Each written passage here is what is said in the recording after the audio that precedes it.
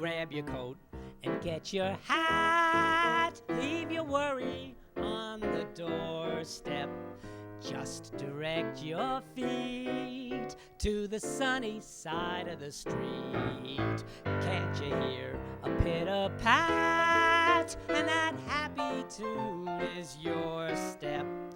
Life can be so sweet on the sunny, sunny, sunny side of the street. Hi, welcome to another On the Sunny Side of the Street. I'm your host, Todd Gross, a clinical psychologist and director of Adams Street Associates, a practice in Newton. And as you know, our show on Sunny Side of the Street tries to offer an alternative to all the bad news that you hear when you watch the regular news, where you're very depressed after about 10 minutes of listening to it. We talk to people who are making a difference, who really try to help other people, who overcome odds, who are very inspirational.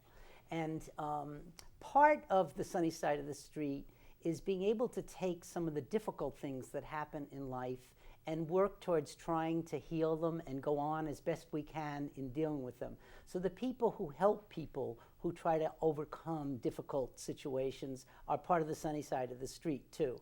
As a therapist, a lot of times I may hear a lot of problems where I really try to help people too, and there are groups and there are all kinds of services. But one of the unique kinds of ways of healing sometimes can be in certain situations where you bring together a victim of some offense and someone who's been hurt in some way, offended, with the actual offender, and offer them a chance to have a dialogue. It takes special circumstances and special people to do the dialogue.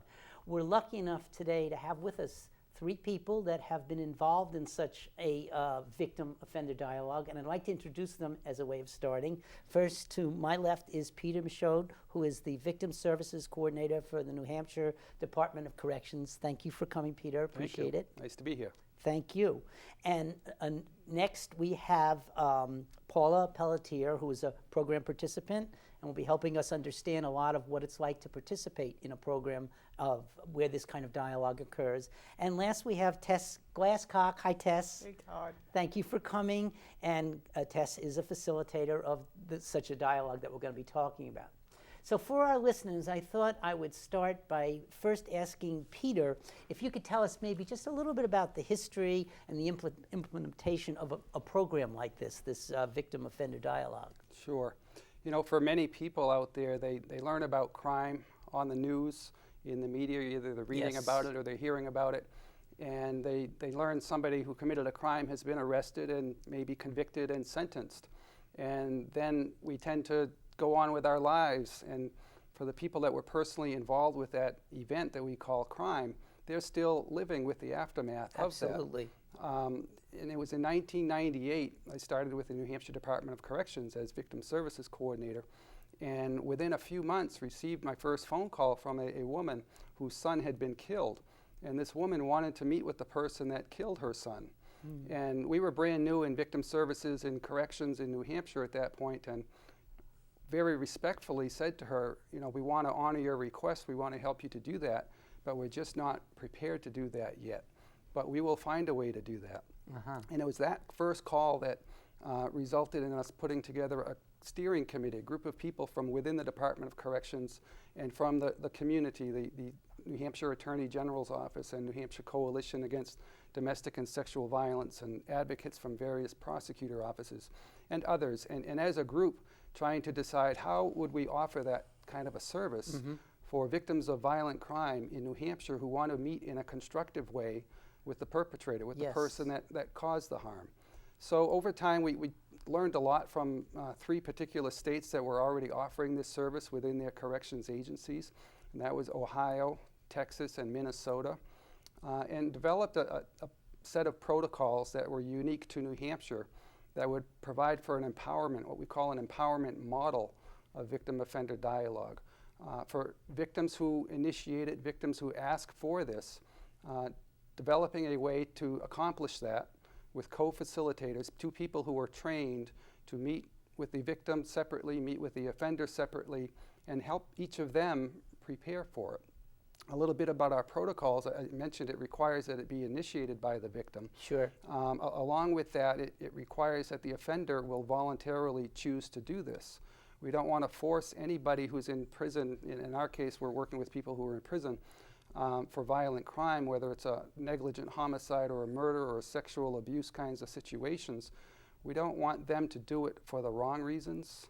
And so we offer it to them if the victim has asked for it, that the offender then has the choice to participate or not. And then through the trained facilitators, we will work with either party and meet with them regularly, individually, helping them prepare for that.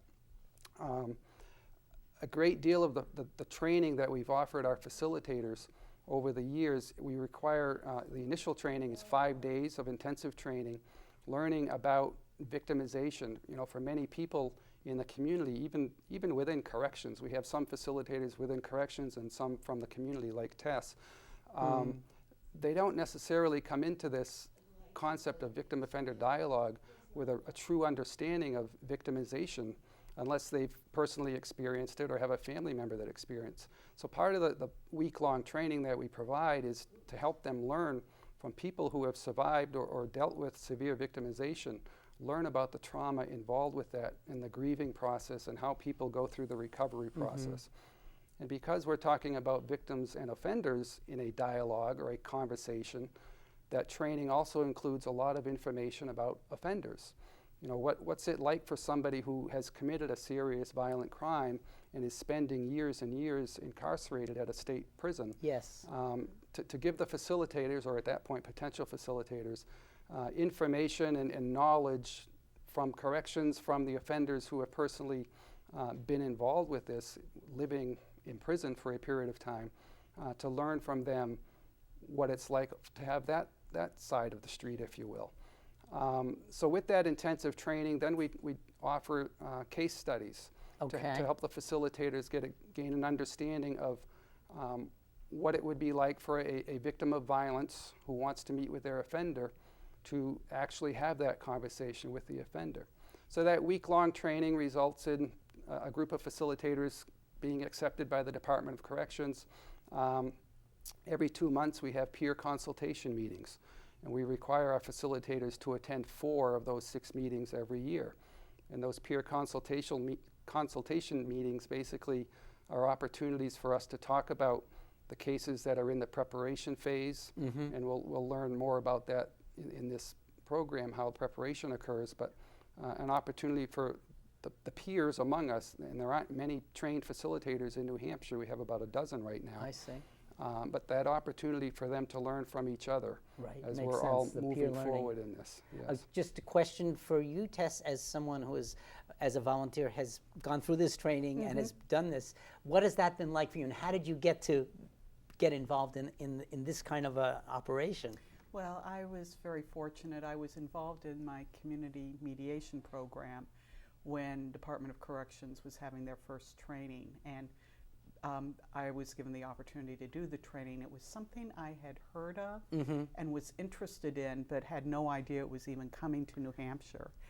And I think the 2 biggest eye-openers for me during the training, because I haven't actually, fortunately, been involved with a crime that has gone through the legal process, was the degree to which people who have had crimes perpetrated against them, how they can then oftentimes be re-victimized by the legal system itself. Oh, yes, because that's a good point. Your voice is taken from you. It's the state that's pursuing it, not you. So that was quite an eye-opener for me. And on the offender side, the eye-opener was, I have to admit, I came in with quite a stereotype, which I didn't even realize I had, and I was surprised at the degree of remorse expressed by offenders on some of the offender panels, and these were not necessarily people who had been through dialogues, and how often the crimes were one-time things, often fueled by drugs and or alcohol. So those were the 2 big things, but it was very, very helpful to have my ignorance exposed and corrected before I was actually in a dialogue. I was thinking about what you're saying, and one of the words that's come out in the discussion so far is empowerment. And I just wanted to ask either of you to comment a little bit about this in terms of the goals of this dialogue. you know, to expand a little bit more on the notion of empowerment, because you were talking about re-victimization not having a voice. It sounds like empowerment would be the opposite. Exactly. Would be really having a voice.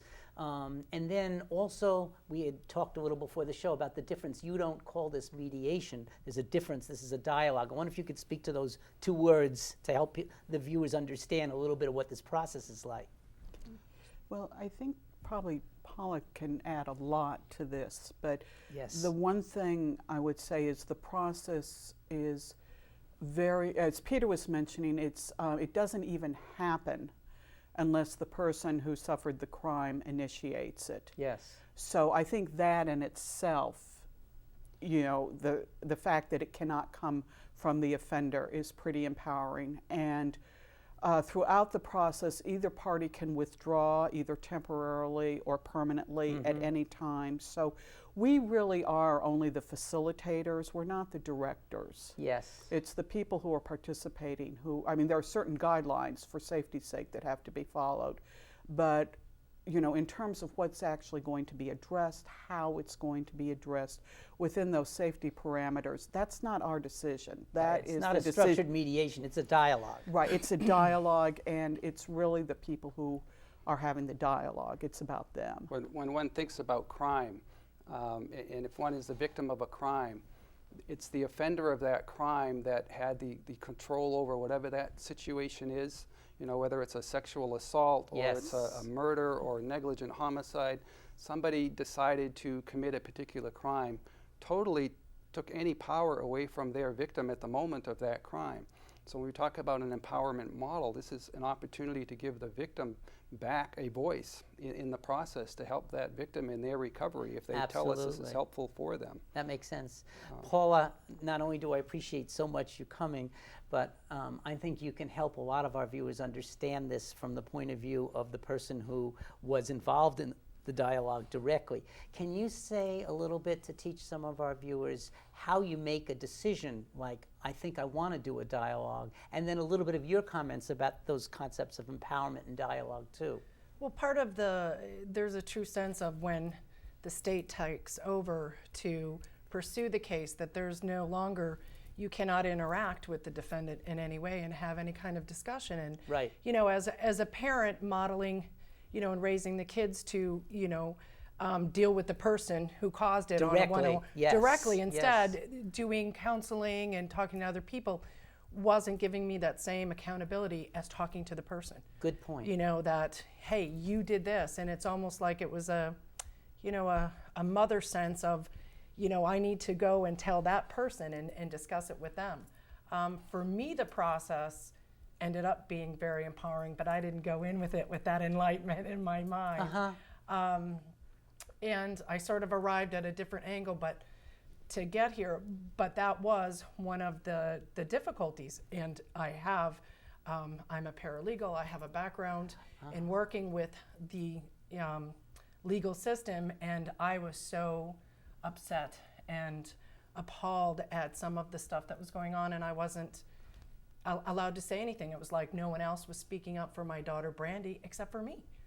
You know, she wasn't there to speak for herself. Yes. And that was really, you know, the start of what ended up being a road to forgiveness, with having this dialogue with an offender that I did not see at the beginning of this process. Can you, that's very important what you said. Can you tell us a little bit of what this process was like to actually do? And certainly if the two of you want to comment, because you were both involved in that dialogue, but I'd like your insights about what it felt like both emotionally to do it, and how you felt it went, and what people might learn about what something like this is like. Oh my gosh, I was so pissed off. Yes. So angry, so hostile. Yes. And for me, the process, it was 2 years of going through, and at some point, because of grief and learning to live with it and deal with it for holidays and things like that. Sure. And I still had younger kids, you know, you had a life, you have to work, you have to do all of these things. Right. At some point, it got overwhelming and had to back down because I was scared. I was scared to, Does that make interact. sense? And I was afraid, I was really afraid I was going to harm the other person, and then that would be me sitting in the jail at the other end of the table. Yes, of course. Of course. course. But what came to mind when I was thinking about talking about how to share this, Yes.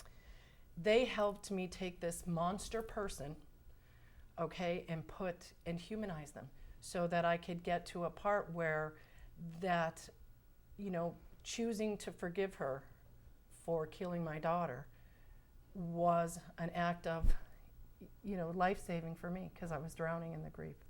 And also helped soothe that revengeful, beast that was riding, that somebody needs to be accountable, and being able to have that dialogue, with her. And it was very surprising. I had a whole different, like 12 pages of things. And what ended up coming out when I first met with her was, I am choosing to forgive you, that you are not going to continue to impact my life.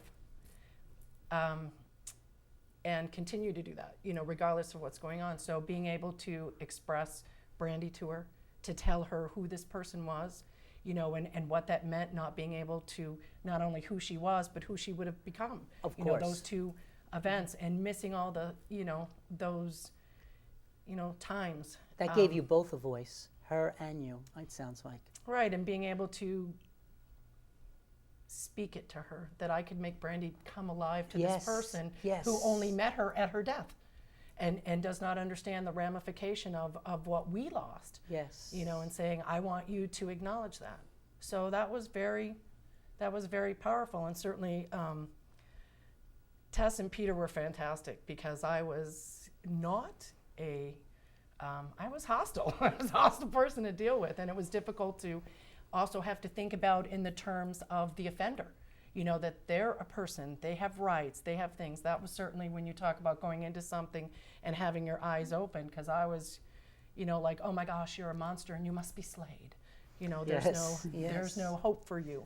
So coming in from that, and surprisingly too, there was a lot of opposition I took from other people about Really? being involved, Say something about that. I'd like to hear more. There were more of like, oh, well, it's over and done with. Okay, why You why should are move you, on or right, something? Right. Yeah. Why are you reliving that? Why are you keep going back down there? If They saw it as almost like you're punishing yourself for some reason, rather than trying to heal. right, or even, and like Work I on said, healing. I wasn't very clear that was kind of the path that I was moving forward into. And I was in grief groups and seeing a counselor and doing the things that I needed to try to stay mentally together there. So, doing all of that, and it was overwhelming. I would definitely recommend that you have a support system, that you have a counselor or a couple of people, maybe people from your community, or if you have a church family, people from there, certainly discuss it with your pastor to be able to, go through this process so that you can have another outlet to discuss how you felt. And I was very fortunate that I had a great girlfriend, Sharon, who drove every month with me to court, every single month, and was there for me on certain events, and certainly having a support group to go see her at the jail, that was difficult, having to go to the jail and being prepared for that. And, that was like a scary process all by itself. And having, them already be there for me to explain that and go through and, what we would have to do. And one of the funny things, I had this big, huge, long table in between me and her, because I was like, we need something that I can't get over to get to her, Yes, a little barrier there Right, because you were... for safety. Well, I was concerned, and who knew that I would have such, murderous rage in my own self, that I would, be willing to inflict that on someone else. So that was, a meeting of myself again, too. There's a lot of good advice in what you said. You were going to comment? I was Peter? just going to say that the whole dialogue service is about three things. It's an opportunity for these two people to meet in a safe environment, and not just being physically safe, but emotionally safe as well. Yes. And Paula talks about both of those in a very good way. It's an opportunity for them to talk about the personal impacts of crime and how crime has affected them in different ways, and everybody's unique in how they go on after a crime has happened. And the third area, just for the offender, for the person that committed the crime, it's really one of the few opportunities that they have to personally address and be accountable to the individual that was most impacted by their crime. Right. And that would be that offender sitting across the table from Paula and talking about it. That really echoes what you were saying, I think, before, about how as a parent you teach your kids to be direct and deal with the situation directly. But I still feel like it was an amazing amount of courage on your part to do this, definitely. I also like the advice that you're giving in certain ways for other people who might face this in terms of how do you come to a decision to do something like this too.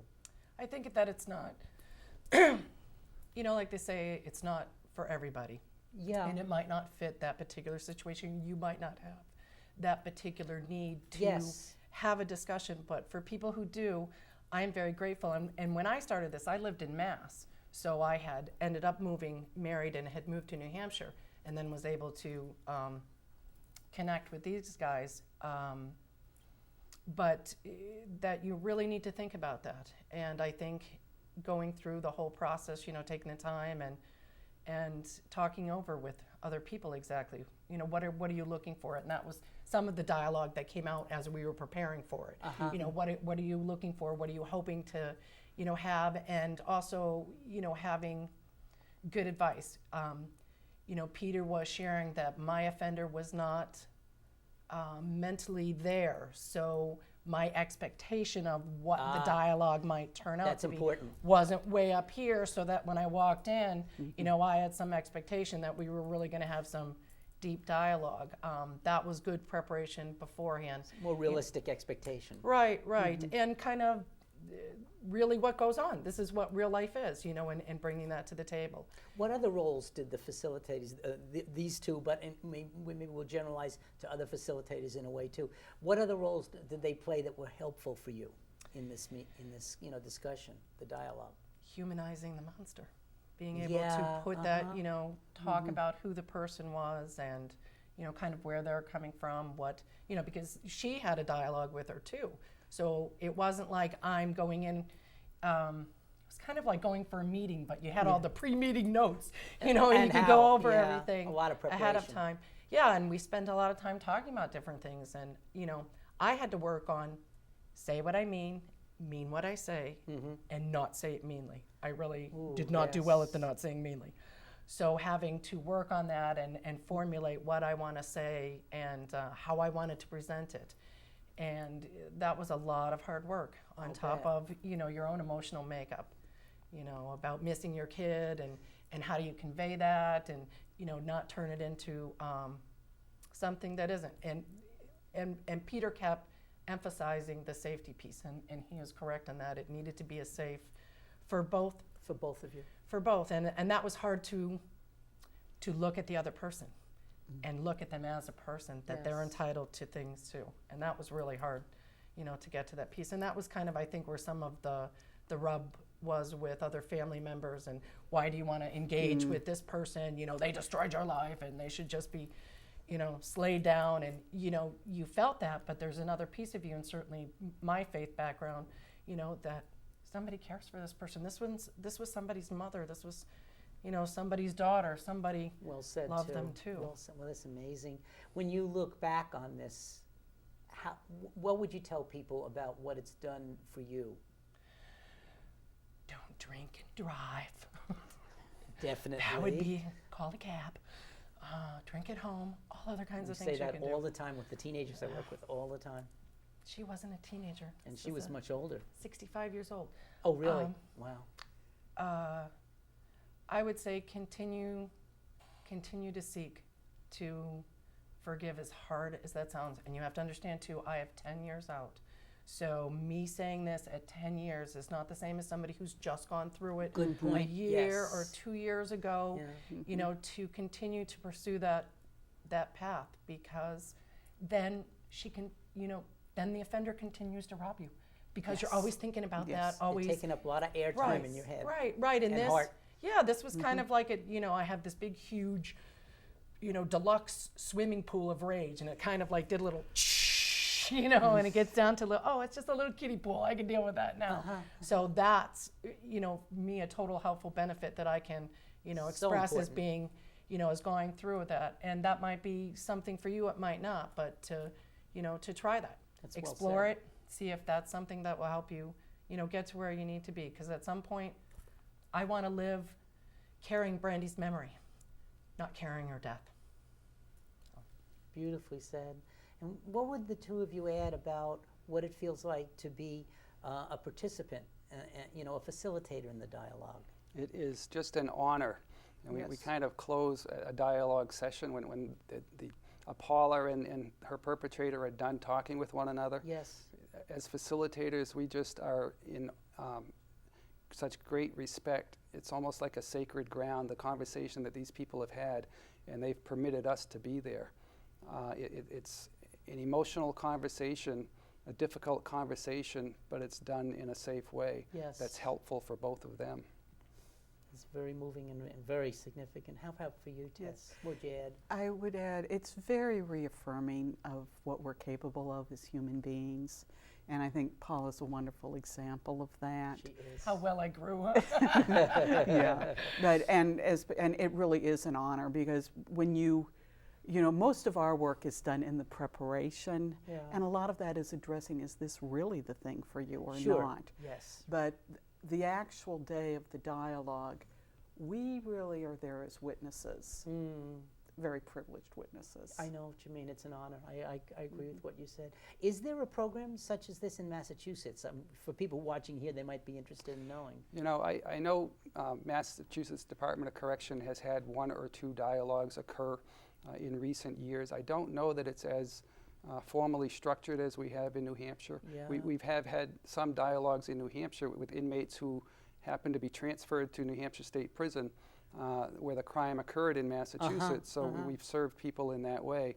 But I'm not real familiar with the Massachusetts programs. And you mentioned a couple other states do have this. Oh, absolutely. Ohio Yes, and- Pennsylvania, Ohio, Texas, Minnesota. And there are others that are always looking at it.